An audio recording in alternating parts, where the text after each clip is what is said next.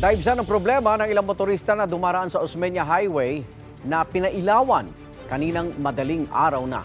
Nakikipag-ugnayan ng Manila LGU sa mga barangay para matiyak na hindi mananakaw ang mga ilaw. May unang balita si Jomer Apresto. Ganito kadilim ang kalsada na dinaraanan ng maraming motorista araw-araw sa Osmeña Highway sa Maynila. Hindi mo mapapansin kung may lubak o butas ang kalsada.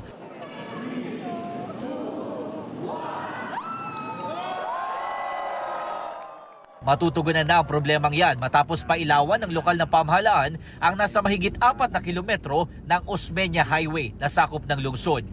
Kabilang sa mayroon na mga ilaw ang bahagi ng Zobel Rojas hanggang President Quirino Avenue. Kasama rin ang bahagi ng Aylinaw hanggang West Zamora at ilang bahagi ng Plaza Azul.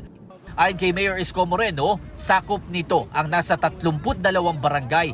Donasyon daw ng San Miguel Corporation ng LED tunnel light. Nakipag-ugnay na raw sila sa mga barangay para maalagaan ang mga ilaw at hindi ito nakawin. Matanso na naman kami. Sayang naman, di ba? Natutuwa rin sila kasi mababawasan na snatcher o hold-upper at saka katulong namin silang magme-maintain na. Ikinatuwa naman ang motorcycle rider na si Mitchell na maliwanag na ang kanyang dinadaanan sa araw-araw.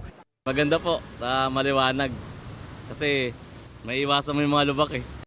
Mahirap sa mga motorista pag malubak eh. Nakakasira ng motor, tsaka minsan madisgrasya ka pa eh.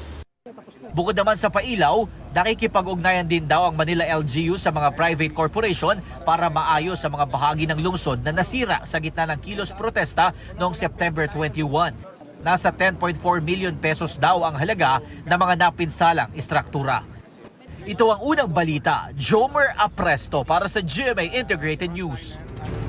Igan, mauna ka sa mga balita, mag-subscribe na sa GMA Integrated News sa YouTube para sa iba't ibang ulat sa ating bansa.